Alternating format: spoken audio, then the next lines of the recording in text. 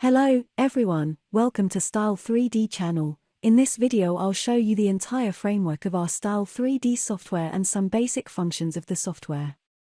This time we are using version 5.0.46. What you can see is the interface of our software when you first open it. The interface of our software is divided into 5 modules. First of all, the top menu bar. Then there is the scene management window on the top right, the property editing window below,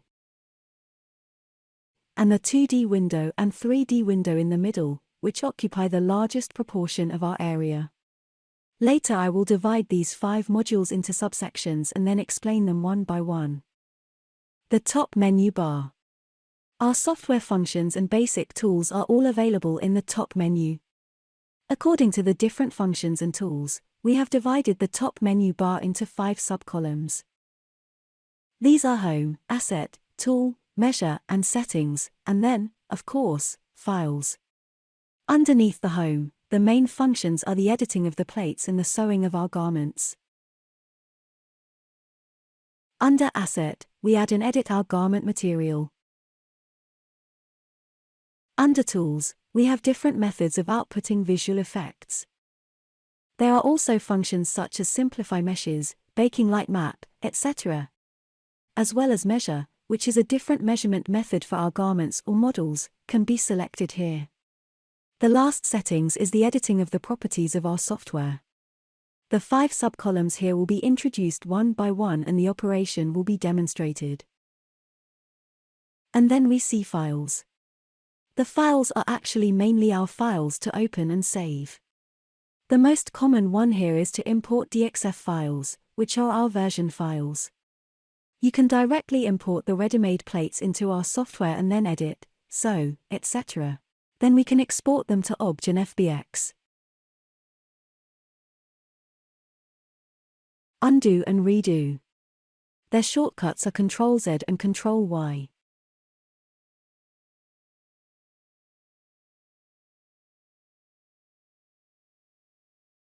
The 3 dots here are the history. We can see some of our previous editing history can be found here. Then we can see our scene management window. Our 3D trial window includes all our models and the materials we are currently using. And the lighting, props, backgrounds, etc. can be found in the object browser. The corresponding properties of the material can be seen in the property editor and be adjusted. The 2D and 3D windows in the middle of the screen. I will teach you how to operate the mouse. First, let's open the library. Import a model.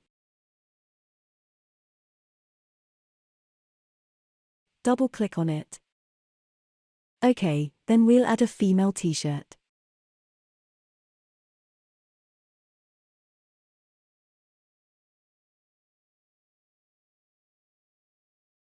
This is the simplest model and then add a t-shirt look.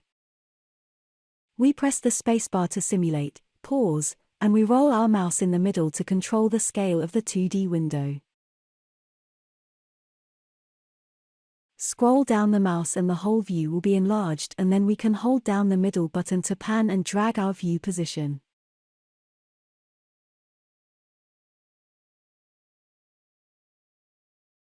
We select the plate and press and hold the left button directly to drag the position of the plate. The same as the 2D window, we can scroll our middle button to control the distance of the view. When we press and hold the middle to drag, we can pan our view.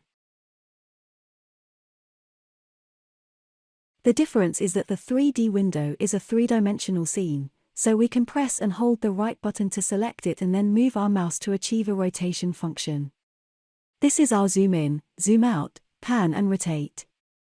In the same way, we can move the position of the plate by holding down the left button and dragging it in the move mode.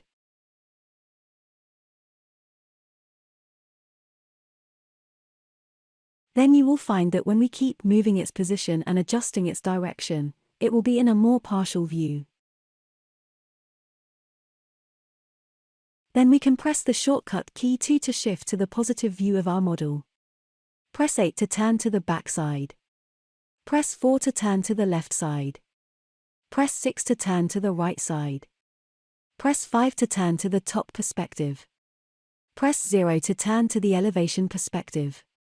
These shortcut keys are more commonly used, especially the 2 shortcut keys on the usual operation is very useful. At the bottom of the page, there is a row of windows where we can click on the selected version. If you don't know how to use or operate some of the tools above, you can see a window here. It will tell you how to use this function. Finally, we can see the top right corner. The little blue circle on the top left is our ID, which is different for everyone. Secondly, this little cloud is the cloud where we can upload our models and our prints to our cloud platform. The third one is our shortcut keys. All the shortcut keys of our software have been sorted out here for you, and it's best if you can remember them, like the rotation of the viewpoint just mentioned. Of course, in addition to the default shortcuts here, you can also set or change them yourself. I will set a shortcut key G for the fix pin that we usually use. The shortcut key for fix pin is the one we just set ourselves, but of course, it is also set according to different people's preferences. After the shortcut keys, these 4 windows are actually our window layout, first of all 2D and 3D windows. That is, our default setting is a situation where both 2D and 3D windows are open. Or only show the 3D window so that we can enlarge our operating area. In addition to the top menu bar, there is also a scene management window for 2D and 3D, and a property editing window for location editing. Each of these 4 modules has a zoom button at the top right. We can click on it and reposition it like in the object browser. We can drag it to the left like this, or we can drag the property editing window to the top. This can be edited according to your different preferences. Of course, when editing, you should also take into account the usage rate of our area. And our editing window and scene management window can also be reduced to the sides like this. This also enlarges the area of our 2D and 3D operation windows. Take a look at the reset button here, which is to reset the window. We click on it, and all the windows that we just messed up will be reset to a default state. That's it guys, and I hope some of the tips will help you modeling work.